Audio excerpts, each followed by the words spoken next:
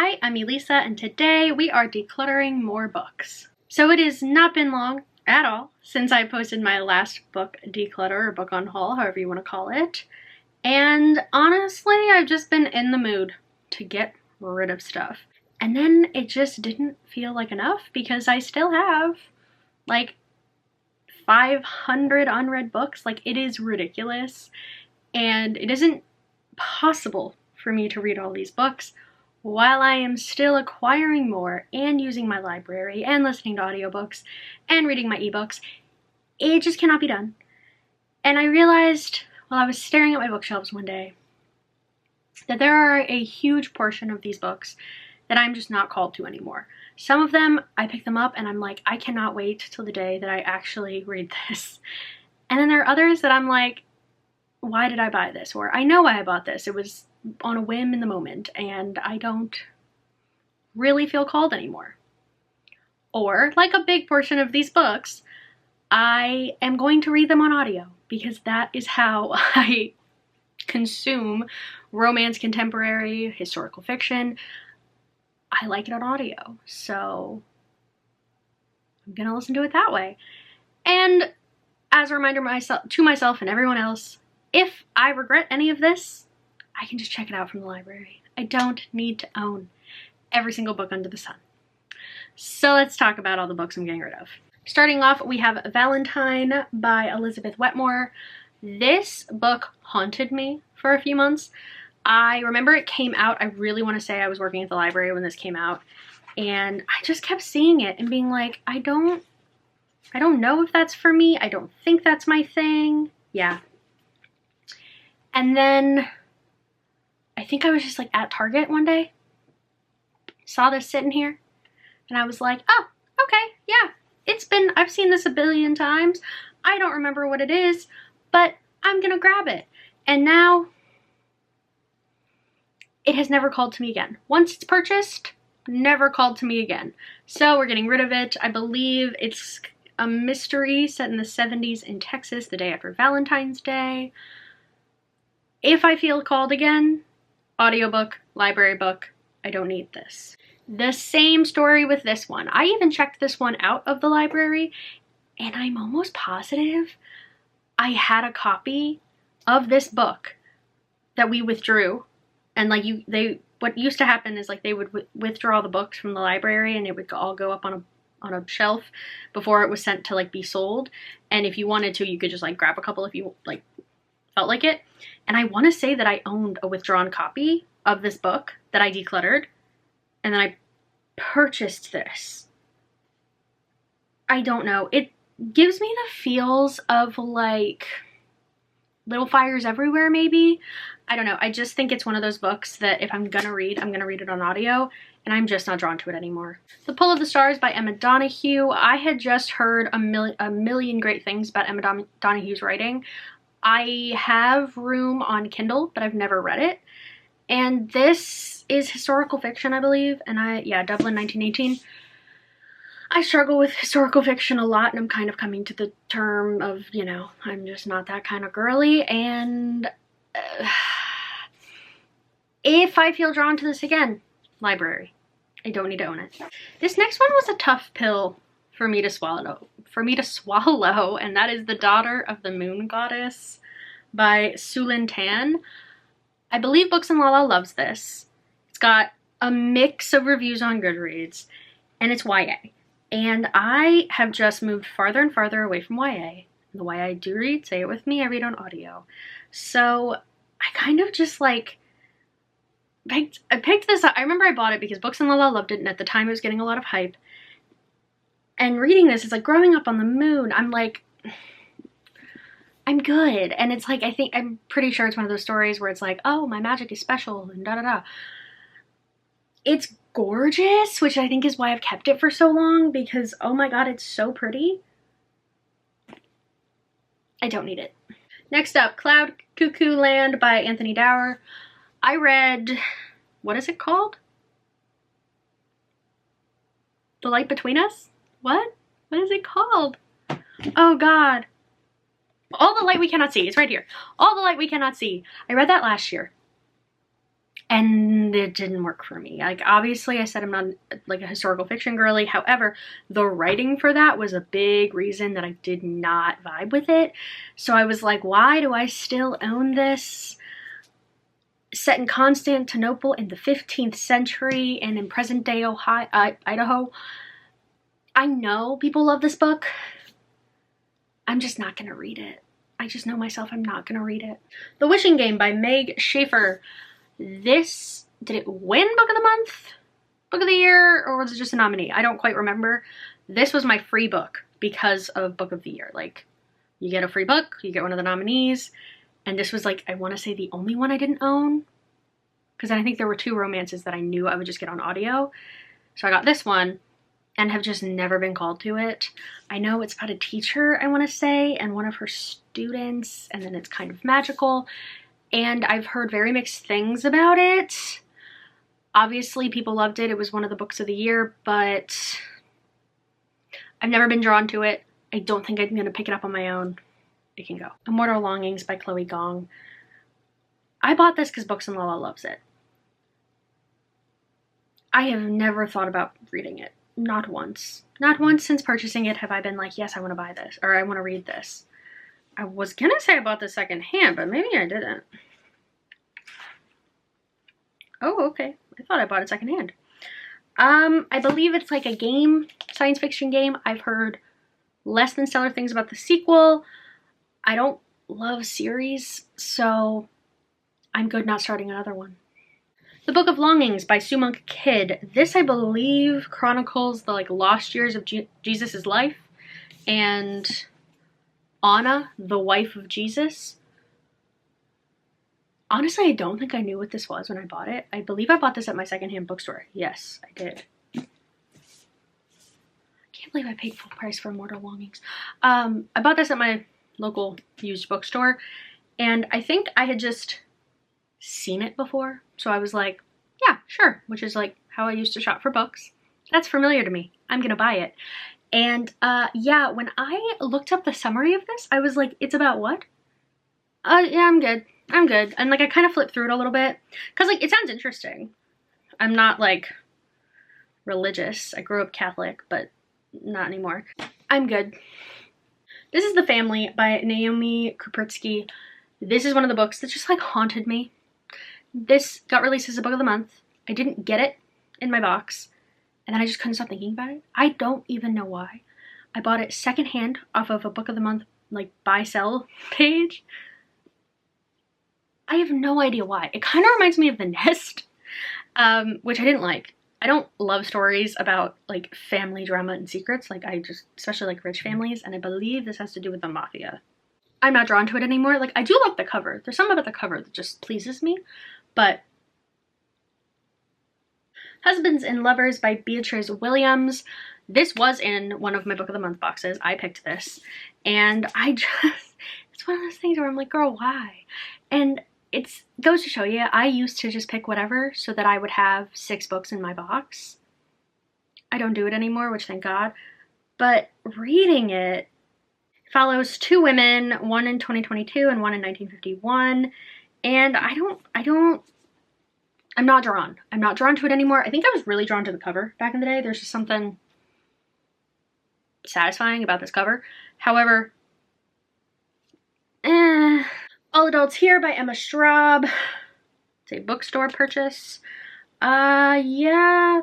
This, I don't know what drew me to it. I think it just, yet again, was one of those, yeah, this came out in 2020. I believe I just saw this at the library and was like, ooh, maybe I'll read that. Never did. And then I saw it at my secondhand bookstore and was like, ooh, I'm gonna buy that. It's about a mom. And like, I'm sure at some point in my life, that will be what I look for. It's just not currently what I look for in books. So this can go. What Comes After by Joanne Tompkins. I'm pretty sure, it doesn't have a sticker, but I'm pretty sure I bought this secondhand as well. Could be wrong. Or I bought it like online. This is definitely, I'm not the first owner of this book, I can tell. Yeah, I don't know. It's just one of those things. I think I was drawn to it because it's kind of like thrillery mystery, but like subtle, like contemporary thriller kind of thing. And then the more I read the synopsis, the more I was like, I'm good. There's also something about this cover that I'm just like, I think it might be the font. The font with like the matte red. It just doesn't do anything for me. So I'm not called to pick it up, which is awful, but the truth. This was one I was originally super excited for. This is really good actually, by Monica Hesse. This has less than stellar reviews on Goodreads, and once I read synopsis and kind of just like figured it out, I was like, this is an audiobook. This is an audiobook read for me. This is not a physical book for me. This will probably send me into a reading slump. Pick up the audiobook. The ones that I have, you know, thought maybe I will change my mind or maybe I'd read like this more on audio, I have already tagged in Libby, so we're good there.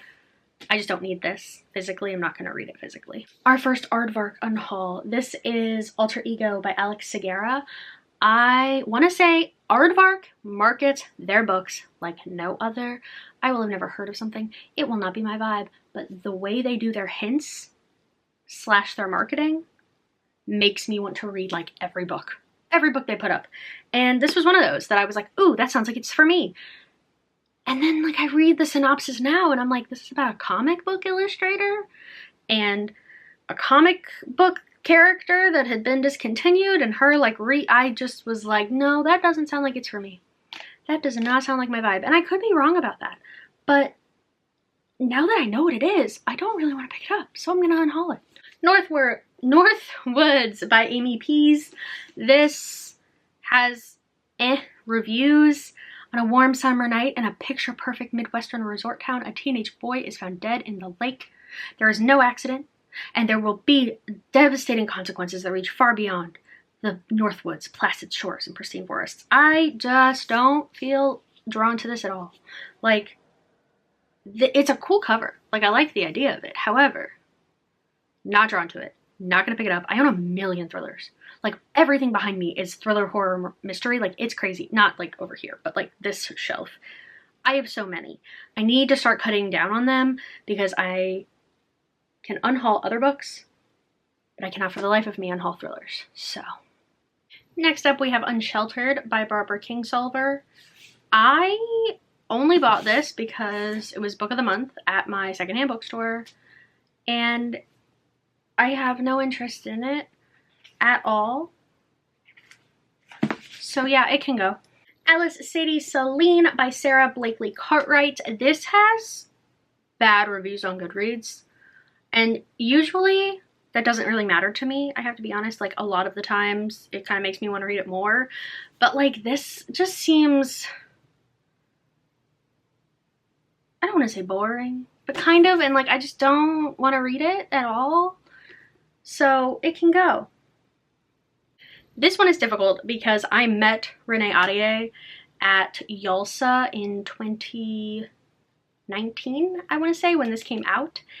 So this is personalized to me.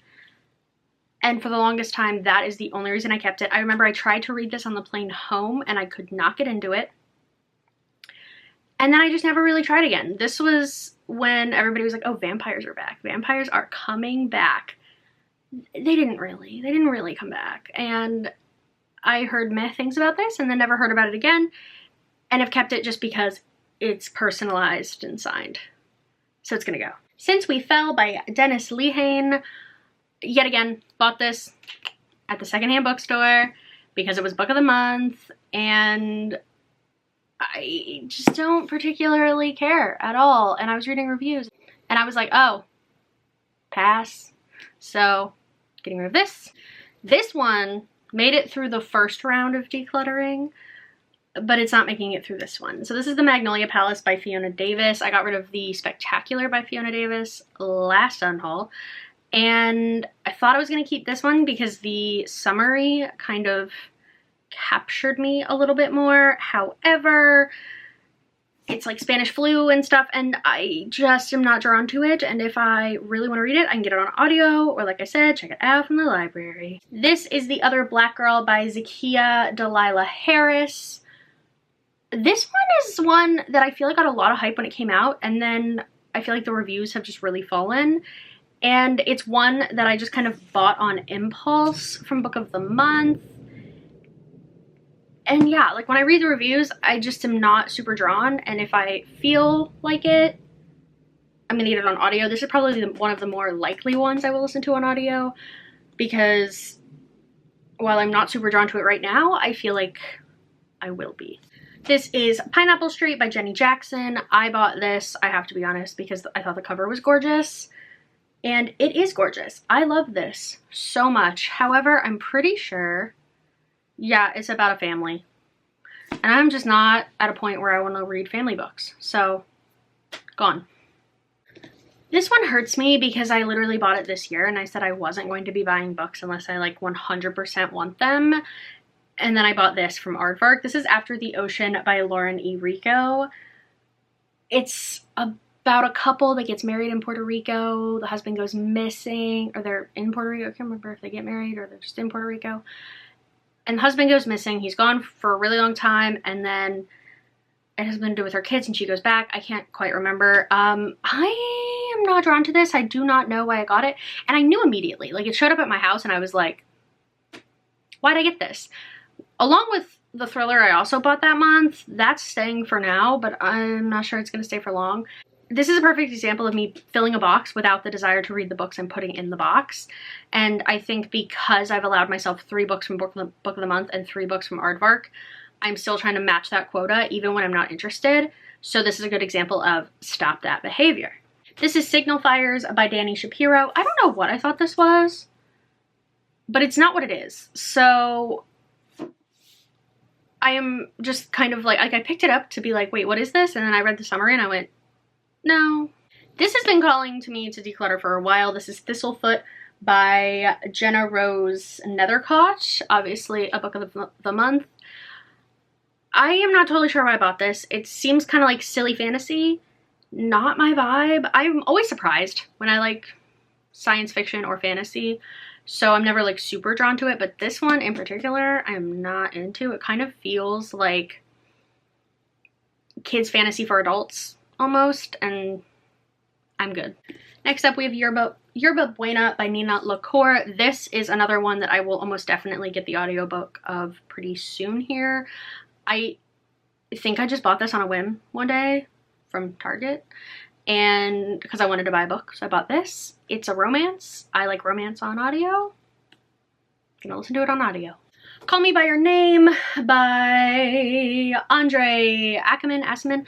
I am gonna say the same thing. I'm gonna say the same thing about this that I said about the last one. It's a romance. I know it's a romance. I know some things about this. Actually, no, I don't. I only know like Italy and peaches. That's pretty much all I know. However, I've never seen this. I've never actually seen a Timothée Chalamet movie now that I think about it. But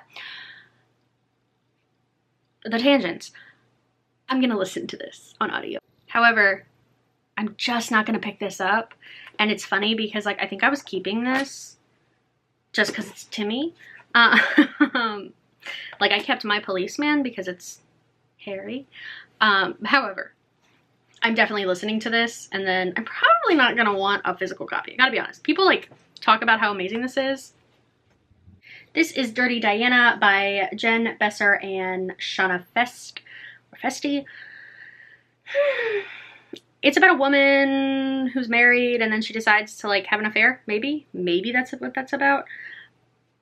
I think you're seeing a theme here. I don't want to read about families and moms right now, and it's showing up in my decluttering. So this is yet another book that I saw when I was working at the library. I checked it out. I didn't read it. I brought it back. Saw it. Bargain bin. And was like, sure.